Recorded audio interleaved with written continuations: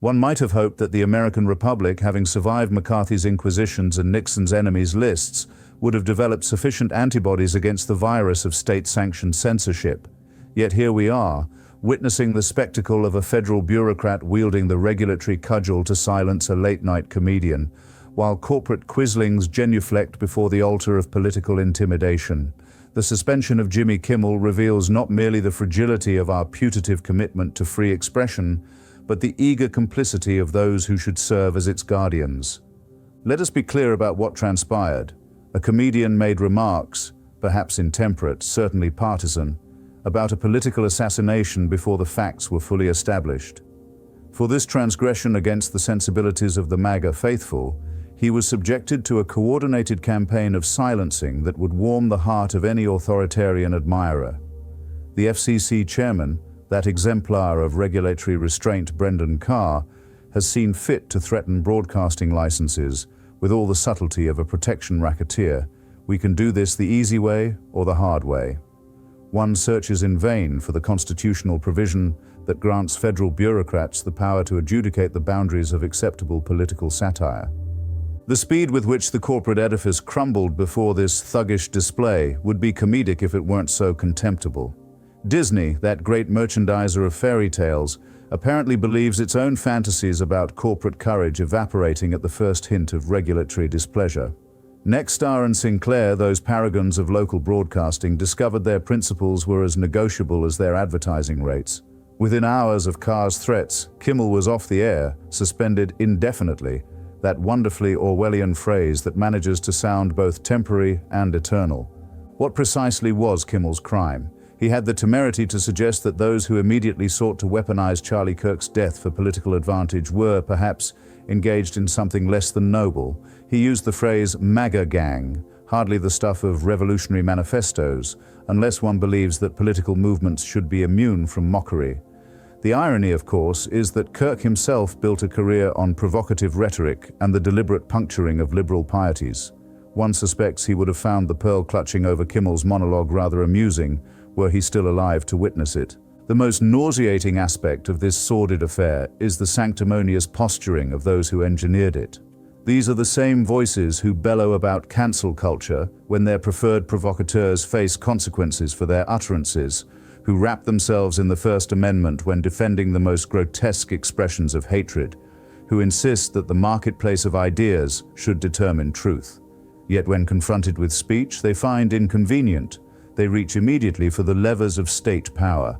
The hypocrisy is so pure, so crystalline, that one almost admires its shamelessness.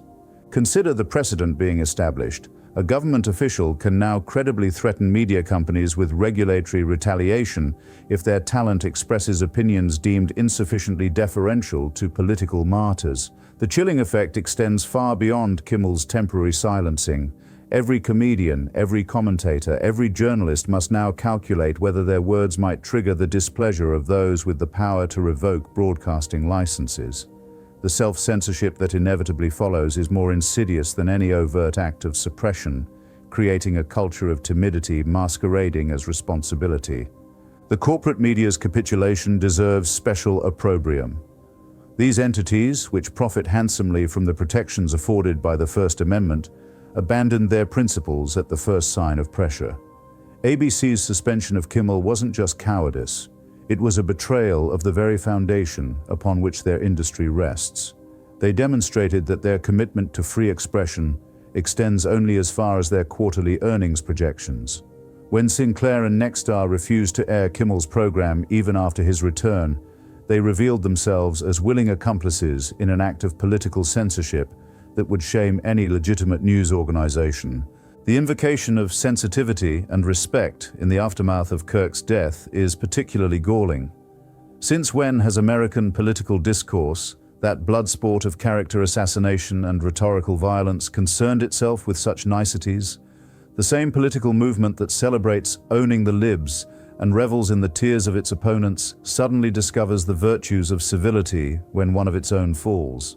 This selective outrage is not merely hypocritical, it's a tactical weapon deployed to silence opposition under the guise of decorum. Kimmel's return, complete with what his critics derided as crocodile tears, was itself a masterclass in the kabuki theater our public discourse has become. He was forced to perform contrition without actually apologizing, to appear chastened while maintaining defiance, to thread the needle between capitulation and resistance. That his return monologue became his most viewed despite being blocked in a quarter of American households speaks to the public's hunger for voices willing to challenge this new orthodoxy. What we have witnessed is not merely an attack on a single comedian, but an assault on the very principle that underpins democratic discourse: the right to speak uncomfortable truths, to challenge prevailing narratives, to mock the powerful without fear of state retaliation. The fact that this censorship was achieved through corporate intermediaries rather than direct government action makes it no less pernicious.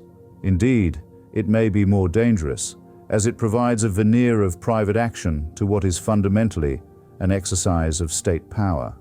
The Kimmel purge, as history may remember it, represents the inflection point in American discourse.